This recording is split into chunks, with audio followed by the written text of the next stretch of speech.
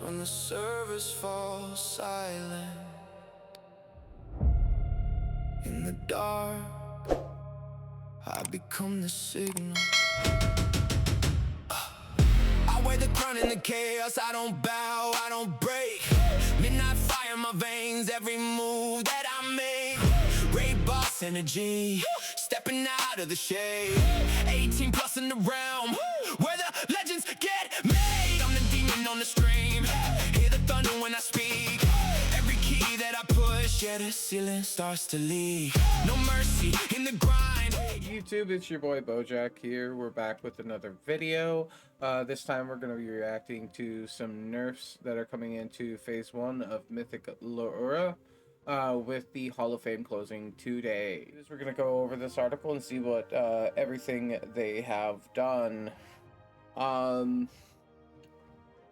Maximum duration of Heaven's Glaives reduced to 1 minute was 2 minutes. So what that means is that during the boss, there's a mechanic where she throws out glaives that go bounce different directions.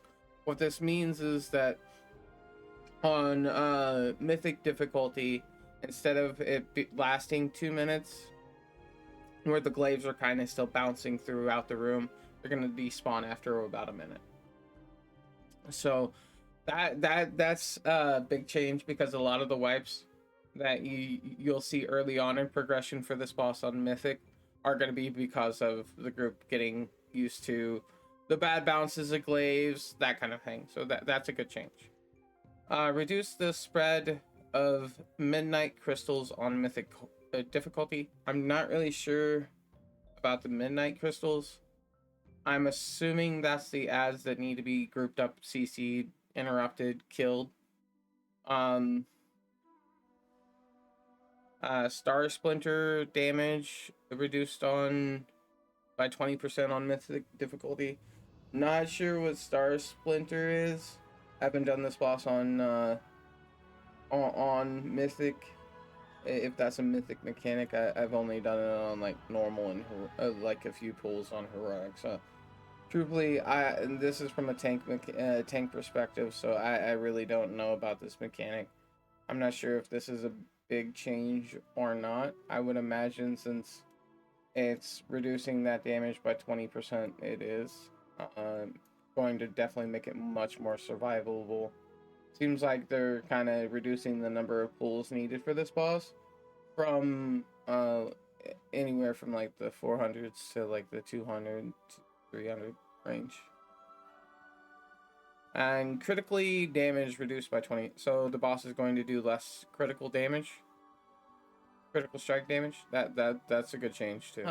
Just to recap here, Heaven's Glaives duration reduced to 1 minute was 2.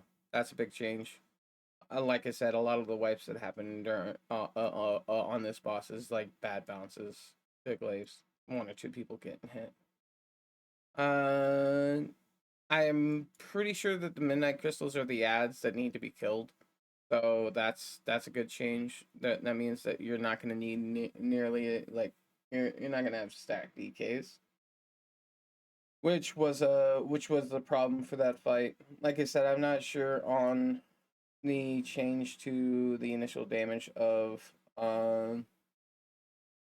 Star Splinter, but the boss doing less critical damage is a big change. That's going to definitely be helpful for a lot of people.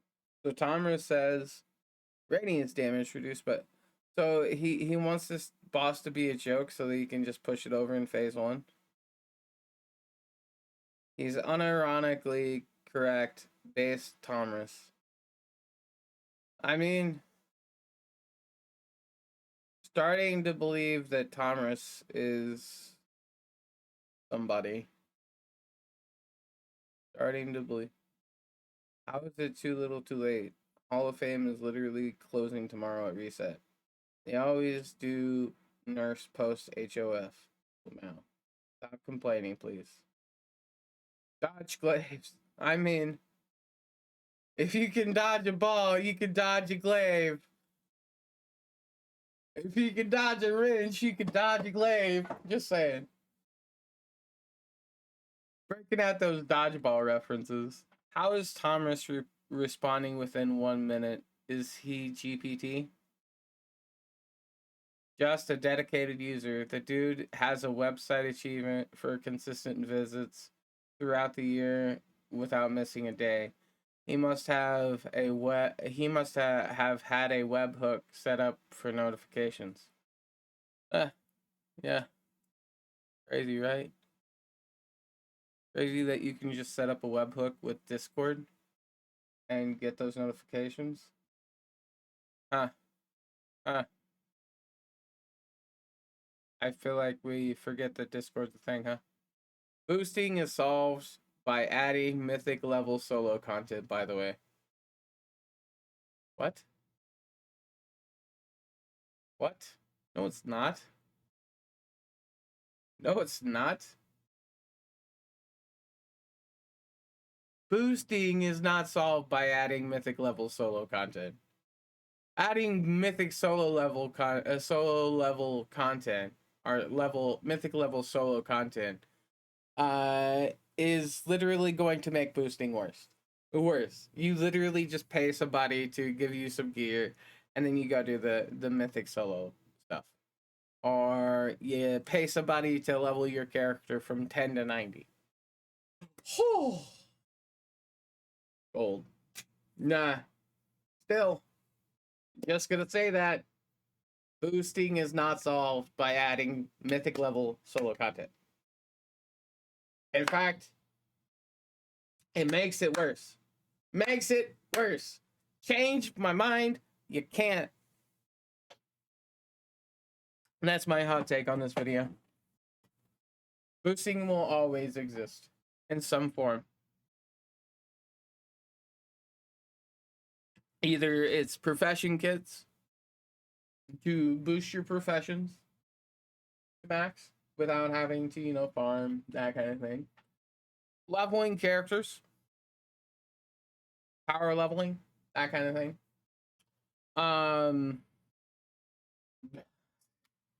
Raid carries, Mythic Plus carries, PvP carries, Delve carries, Ritual side carries. It's gonna continue. It does not matter if you add mythic level solo content. Someone out there will still be boosted for that content. There you go. That's the end. There will still be a demand. There will still be a demand. So, again, not gonna harp on that one too much longer, but demand.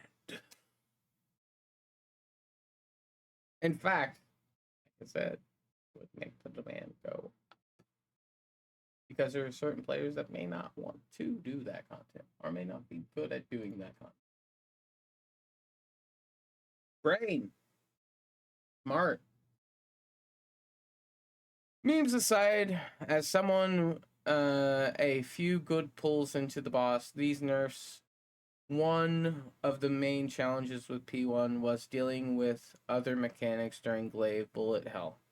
So cutting that in half, a lot of the cases, cutting that in half in a lot of the cases is significant. Yeah, it is. A lot of the issue with phase 1 of that fight was literally from the glaives bouncing around.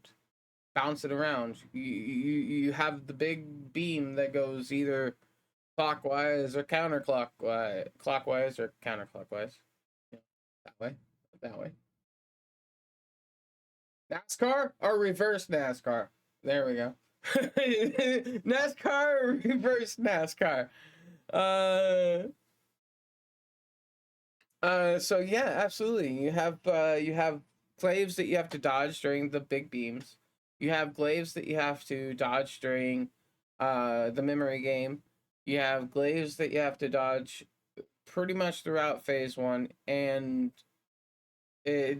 reducing that to half of its time up is a big change. It's going to make it much simpler for this fight to be done. Being down the DK comp requirement is good for guilds without deep benches. It was generally advantageous to play 3 DKs in the current version. Yeah, it was. Some even did 4. Some even did 4. So that you could have a blood DK do Gorfiends, clap them all in, so you could AoE them down, and then any of the ones that were far out of reach, you grip. Yeah, absolutely. This is in my opinion what I would consider a very clean take on this. This is a good post. This kind of summarizes pretty much what I said earlier in the fight too. I'm sure we'll see more nerfs eventually, but P1 it was such a gatekeeper phase. It reduces the number of pulls a decent bit without trivializing the boss. All this said, I hope Blizzard rethinks some of their design goals for future tiers. The heavily reliance on one-shot raid mechanics and the return to an actively mandatory add-on that does make a mostly enjoyable fight, a boss, less fun overall. All right. Memory game, slaves, and the number of DKs. That's like literally. I mean, how many CE guilds out there are really gonna have like not top 300 guilds are really gonna have 3 to 4 DKs in their comp? Not many. And more importantly, 3 to 4 DKs that are at the level that is required to kill that boss. Not only in terms of gear, but player skill, player knowledge, and reaction times. Like not many of the CE cutting edge guilds that are in like the top 300 guilds are probably gonna have multiple, like more than 3, even most times 2. I mean, you even go into the same aspects as with Augivoker. Augivoker is another kind of situation there, because a lot of the race the world first and a lot of the top 200 guilds do use multiple Augivokers.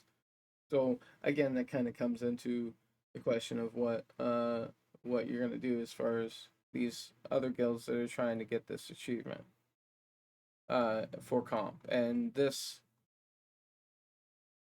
these changes I feel like does address that somewhat. But yeah, no. How about not making a raid purely for the race world first guilds in the first place?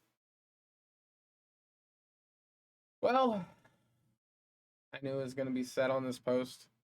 I was just waiting for when. They're not wrong. Just saying, they're not wrong. I think he probably has a pre-written post for different topics, and maybe some generic ones as well, ready to go for any hotfix as soon as it goes out.